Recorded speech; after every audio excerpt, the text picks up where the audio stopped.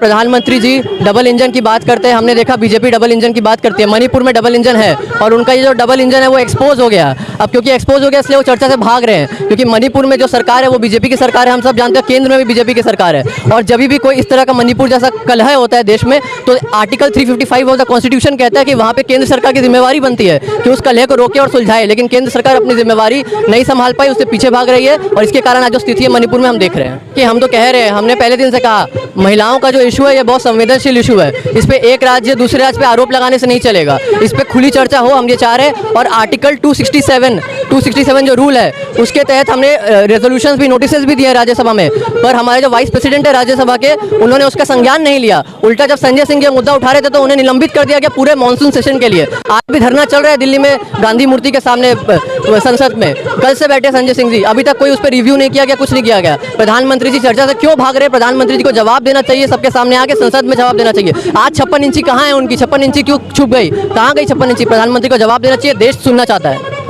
कि ये वही तो है ना कि उनका जब एक्सपोज हो गया है, उनका डबल इंजन सबके सामने आ गया कि डबल इंजन एक खतरनाक इंजन है, लोगों की मौत का इंजन है डबल इंजन, तब वो अब ज़्यादा नहीं चाहते। हमने देखा इलेक्शन के समय कैसे रास्ते पे प्रधानमंत्री पूरे सजा के जाते थे। आज जो अपना नेशनल कमीशन फॉर वुमेन है उनकी जो चेयरपर्सन है वो तक नहीं गई है। हम लोग की दिल्ली कमीशन फॉर वुमेन की जो चेयरपर्सन है वो मणिपुर जा सकती हैं, पर नेशनल कमीशन फॉर वुमेन की जो चेयरपर्सन है वो नहीं गई। स्मृति ईरानी जी कहाँ है? हमारी वुमेन डेवलपमेंट मिनिस्टर कहाँ है? उन्होंने कुछ नहीं कहा, वो अभी तक मणिपुर नहीं गई।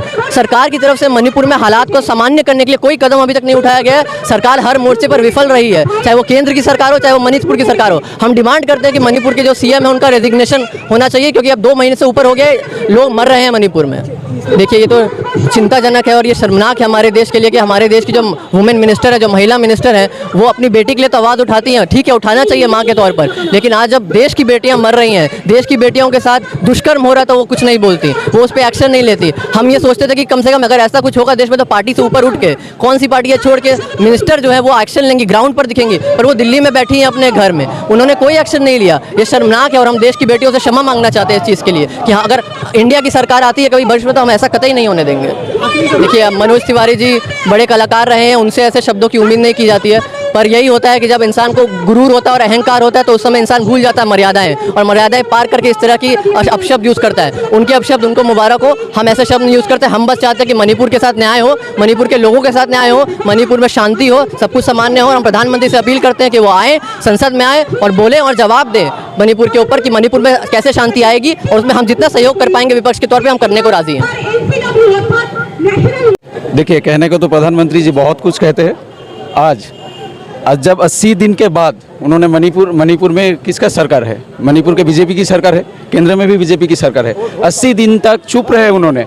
आज अगर मानसून सेशन संसद में स्टार्ट हुआ तो इस बादल अधिवेशन में उनको चर्चा करने के लिए विपक्ष जब एक साथ आवाज़ दे रहे हैं, एक साथ विपक्ष जब एक साथ उनको बुला रहे हैं कि आप संसद में आके बयान दीजिए, एक हेल्दी डिस्कशन कीजिए, लेकिन उन्होंने क्या किया? संसद के बाहर खड़े होकर 30 सेकंड का एक बाइट दे दिया।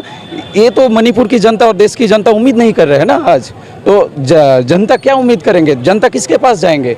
मणिपुर की जो चित्र आज देश के सामने आया है ये बहुत ही दर्दनाक है, बहुत ही दुखजनक है। इसलिए हम आम आदमी पार्टी वेस्ट बंगाल शाखा की तरफ से कोलकाता में आज रैली कर रहे हैं। जहाँ तक बात है इंडिया देश के बारे में, देश के विपक्ष एकजुट जब हुए उनके खिलाफ तो बौखला गए। आज उनको डर लग रहा है कि चाहे उनकी सत्ता ना चला जाए।